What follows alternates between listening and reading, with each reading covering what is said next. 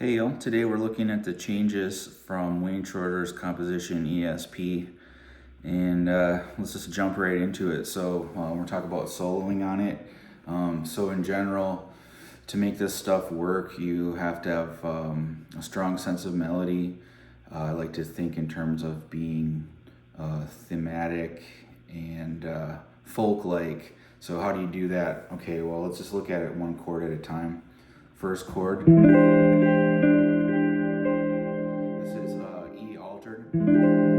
So the way to look at this is to find out, first of all, what key this chord is in. So E altered is the seventh mode of melodic minor. So that means that if that's the seventh, here's the root. So you're playing an F melodic minor scale. And now to get even more specific, because just knowing what scale to play will tend to give you like kind of meandering results. You need to, I think, get to the center of the chord right away. So to do that, so you figure out what key the chord is in, and then you go down a fourth or up a fifth. It's the same distance, and play this scale. So first of all, start with a C triad. So we're taking materials that we can build thematic melodies out of, and things, you can really only play things that you would sing or whistle or hum. It's not going to be something that you, where you just play a bunch of skittering, strange material. I think it's got to be like, something very solid. And then the chord will do the work for you, because, you can play this simple folk-like melody over it, but so for example, C major triad.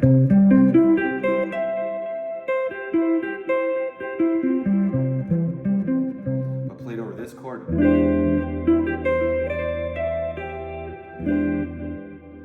It kind of disguises the simplicity of it, but you still need the simplicity in order to be melodic. So yeah, you got a C triad.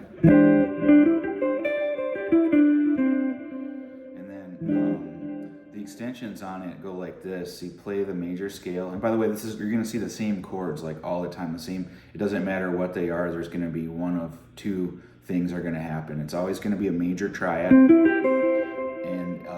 there's always going to be either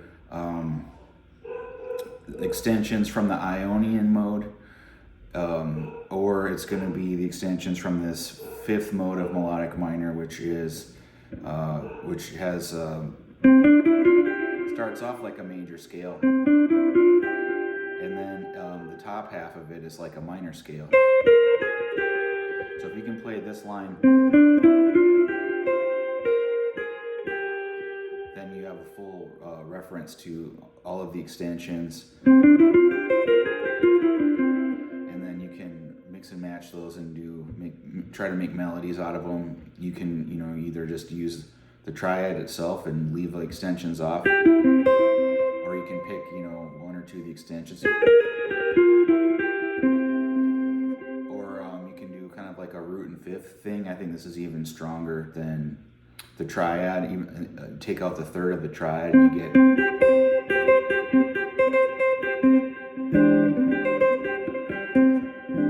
so that's nice, that Superman effect. Nice and clear. So yeah, starting with this. So you just have the C shape, which you want to internalize and be able to sing those notes to yourself, and everything you play should be.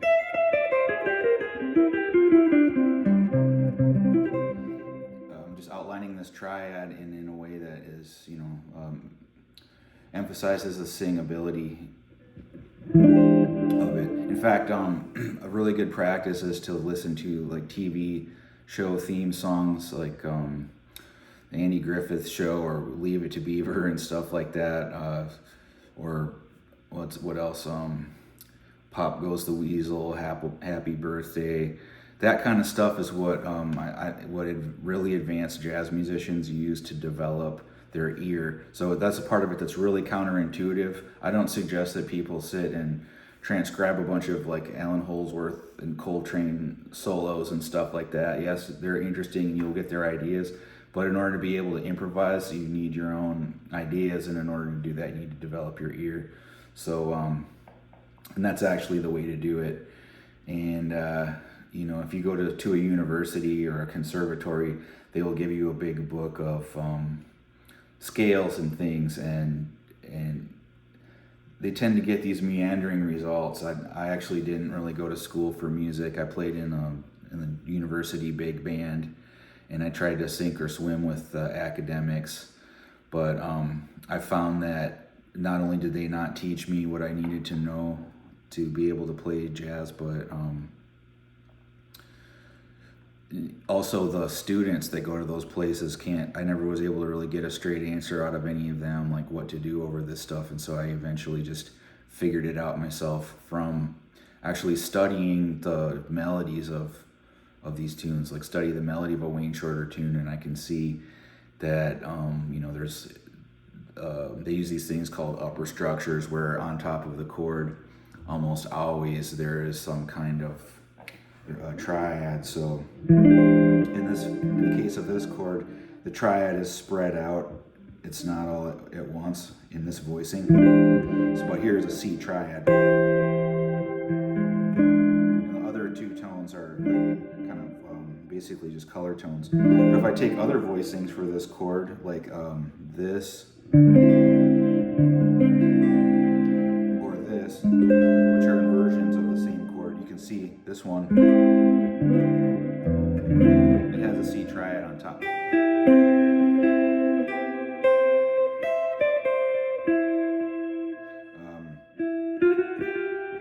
Or this one also has a C triad.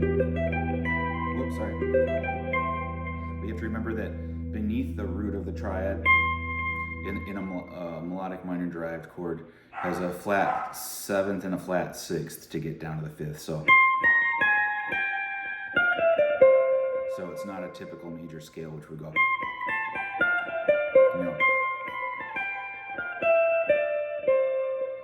you got.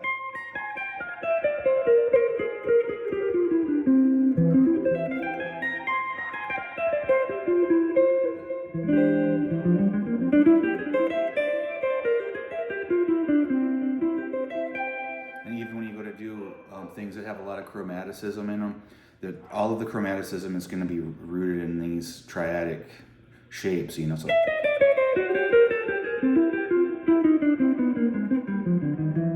that's easy too, actually, once you get used to it. And then even if you want to play some really outside stuff and superimpose harmonies, you're just going to be taking that same concept and just picking maybe a different triad, a different scale. So you can't get away from it no matter what you do. I think there's always going to be this triadic construction. So use this instead of scales, instead of modes. You can actually play this music best without even knowing modes. This method replaces modes. You'd be playing the mode anyway without even knowing it. So here we go. I'm just going to give some examples of playing over this chord. So C triad.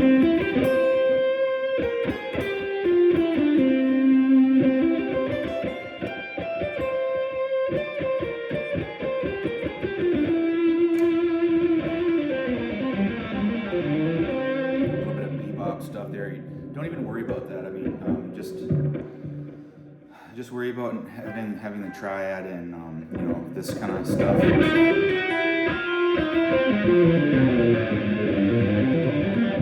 That's all just built off of the triad too. So if you don't have that down, don't worry about it. It'll come later. The thing that's important is playing like what you would sing. Play a melody. And you have to kind of become one with this inner kind of singing voice, and never let go of that, because it's like the second that I do it, I always crash and burn. So, but this way it's foolproof. You can't really screw it up. So unless you play the wrong notes, but.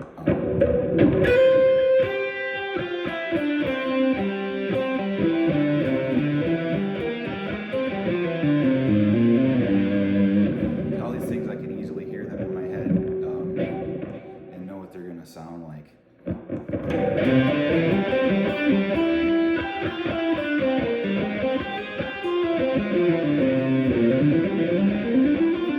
If I do use a scale, sometimes I'm still thinking of the C triad, but I will, run. If I'm going to run a scale, I sort of do it like this, where you take the notes out of order, and something like this. So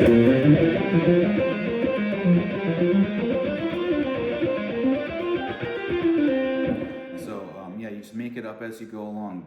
Don't try to memorize licks. You're never going to have enough licks memorized to be able to play jazz. There's just like no substitute for following your own internal sense of melody, which you create one note at a time as you go. And the more advanced and fluent you get, the less that you need licks. It's almost like the licks become shorter. You might have big long licks at first, and then later on you might end up working with little like cells of things, but I think eventually you get to where the lick is only one note long, and so you're literally just picking one note and then picking another one, and you can try to make patterns out of them, but you end up not needing any licks at all. So that's what we're going to try to develop. So anyway, here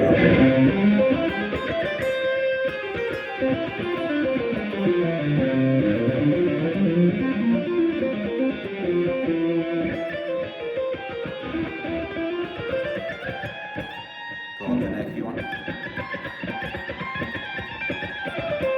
Oh, I should mention, trying to get it to swing. This is kind of another issue. So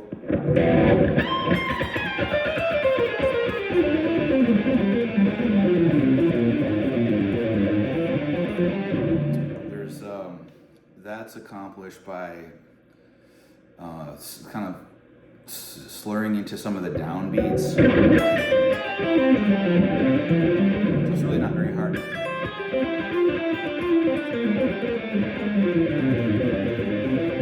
So you don't have to necessarily pick every note. I don't actually like to. I like to do this kind of way.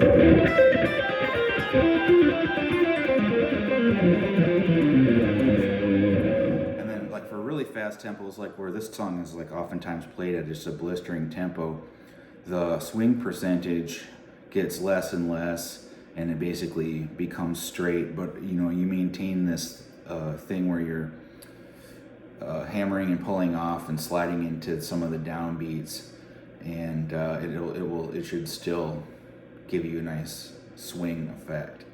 And then instead of playing the 30 or 33% swing, what you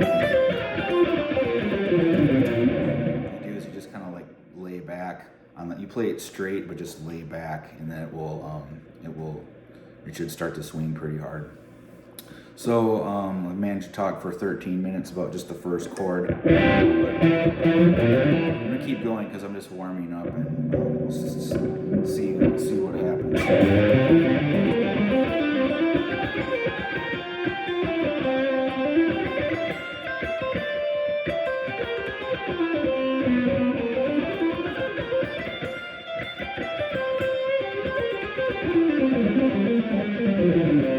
I'm using very little chromaticism right now. You can play jazz without, I don't know, I guess some people, myself, my former self included, thought that you had to play like a lot of chromatic passing tones.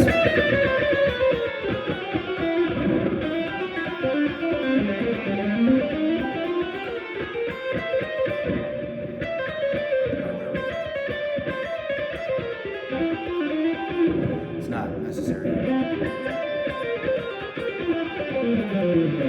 It's refreshing to just leave it out sometimes, and just the important thing is that you establish a lyrical melodic contour that's very clear, and that the audience, or yourself, in my case I am the audience today when I'm playing for myself, that's stuff that just strive for clarity, and don't worry about playing complicated.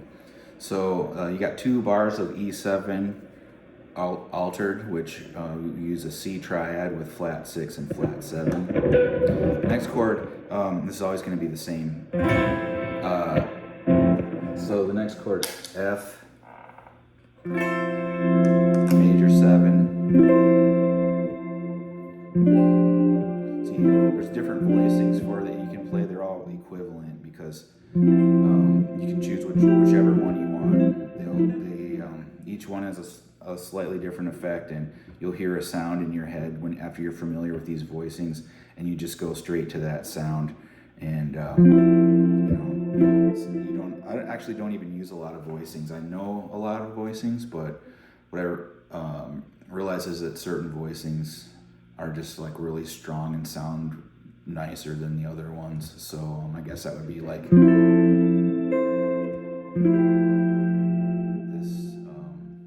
major 9. See, it's alluding to this actually a C triad on top. So you see an F major chord, think a C triad again. So the second chord is also a C triad. The difference is that over F major you use the C Ionian or C major scale. It's the same scale, 2 different names. See how that works? So you don't necessarily, I don't think of an F chord when I'm playing on an F chord. The F chord is the F chord, and then what goes on top are the extensions. So for example, that's a nice phrase. Let's see.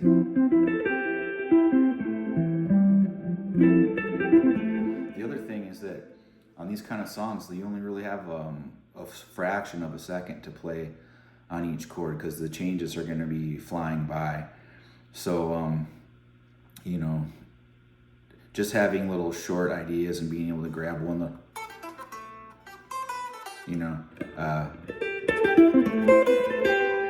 so let's hear some examples of playing C triad bass things over an F chord.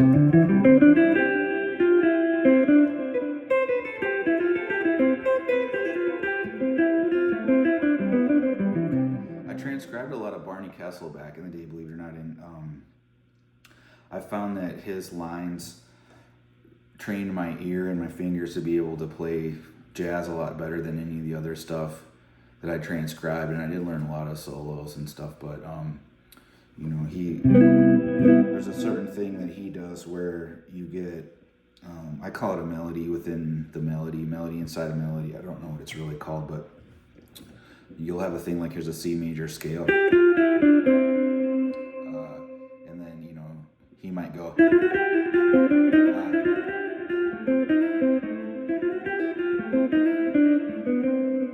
so there's usually like a descending scale. And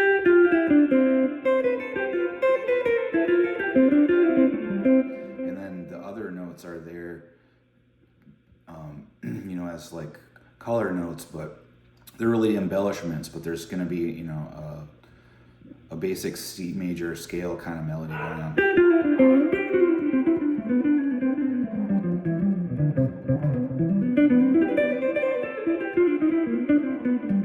So it moves down the scale, but kind of slowly. So.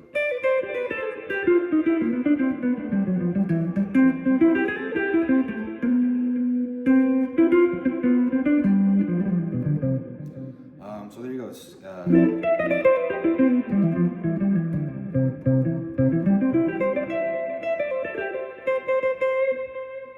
So maybe let's say practice playing over those first 2 chords. So you'd have like.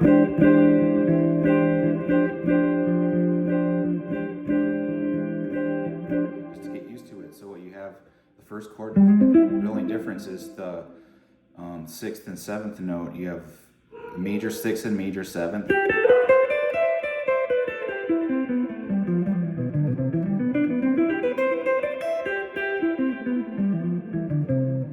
Or a minor 6th and minor 7th with the other 5 notes remaining the same.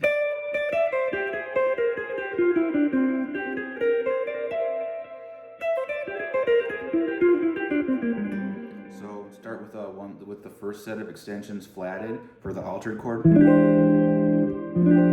then raise raise them back up to the major scale for the second 2 bars, and I'll get you through the first 4 bars of the song. And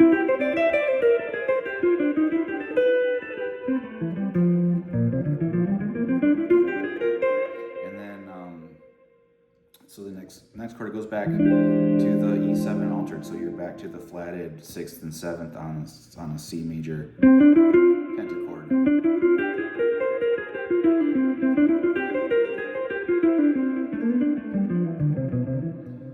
And then here, after that, it goes to an E flat major 7 chord, sharp 11. So what do we do with the major chord? Go down a 4th and play the major scale. And it will always work. That's the point of this. That's why I do that. Is it just always works. If you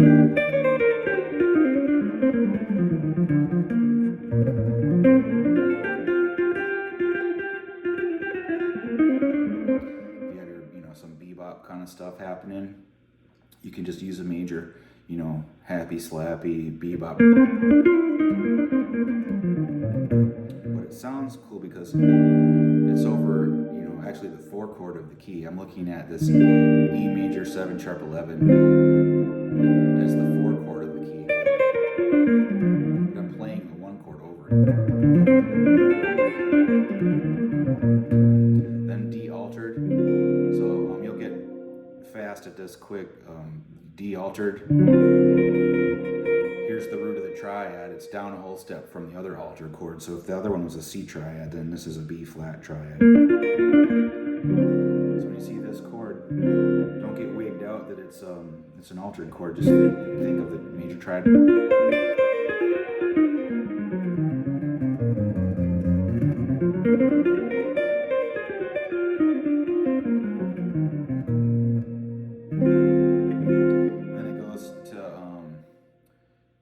D altered is the next chord, which is going to be a B flat triad. So I'm going to go to the 5th mode of the key, which is B flat, and then play the major triad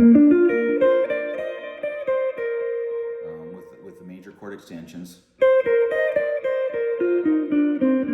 But then between the root and the 5th, it's the flat 6th and flat 7th.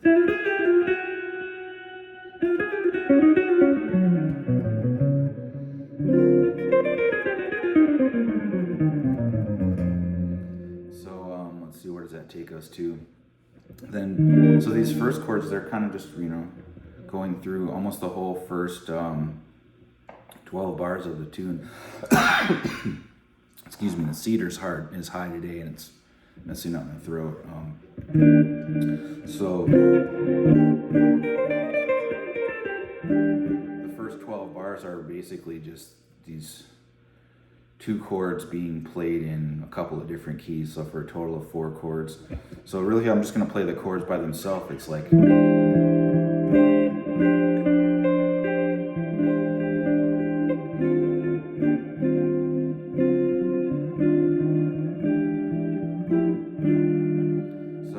to move through the same chords in a different order and faster, and it picks up. So first they're like 2 bars each, and then it's and they're descending, and then it's 1 bar each, and they're ascending, and then on the last bar where it goes from F major to E flat, they're only 2 beats each. So that's why Wayne Shorter's a genius. He said he changes the harmonic rhythm and changes the order, and ascending and descending, kind of takes it through all the possibilities. And then there's a first and second ending that it gets. So the first ending is it's a 2/5 of the key of C, and then a G minor chord, and then G flat major 7 sharp sharp 4. So it's like a leading chord. So for this,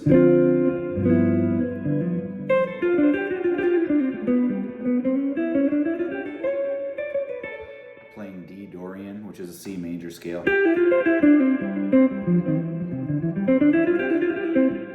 I'm purposely playing like, things for the purposes of demonstration. So the second chord is sometimes played with the sharp 11, so then that puts you in D melodic minor,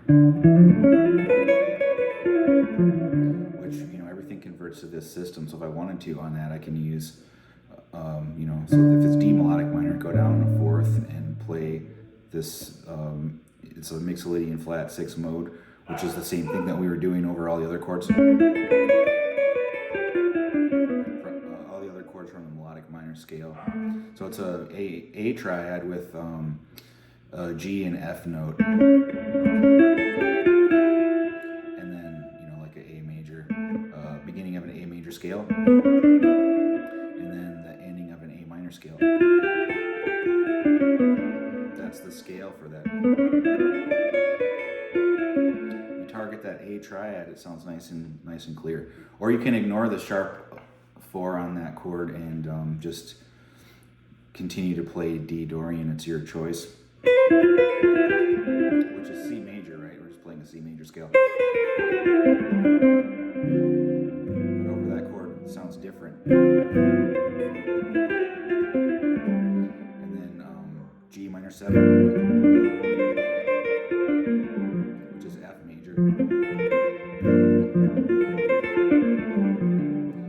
And when it goes to the G flat, sharp 11 chord, again we have when you have a major 7 chord, play the major scale up a fifth from that, or down a fourth. It's the same, it ends up being the same scale. So when I see this chord,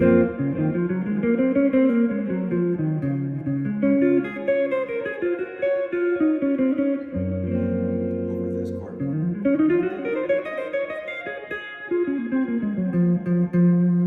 and then it goes back and it repeats the first 12 bars, and then after that it goes to the second ending. So and that's so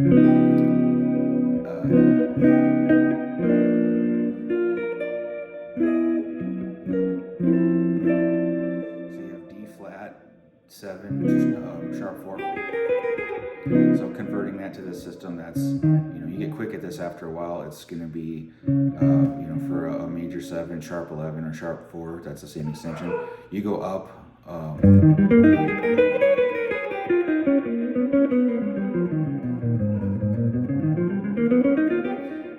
whole step and play this is Mixolydian flat 6, which is the scale that we keep doing. It's always the same thing, see what I mean? Major scale descends from the root like a minor scale. So here's your quick reference lick.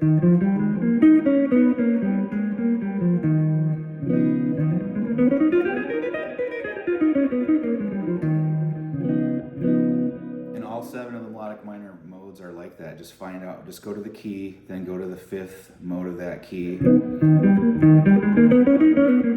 play that scale. So then goes to G minor after that. It goes like, and so that's going to be F major scale.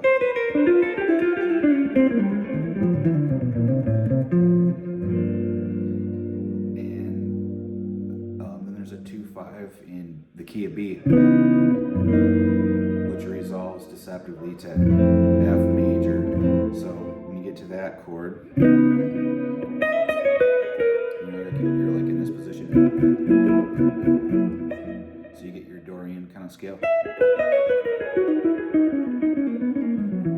which is all the same notes of, this is really a B major scale right here.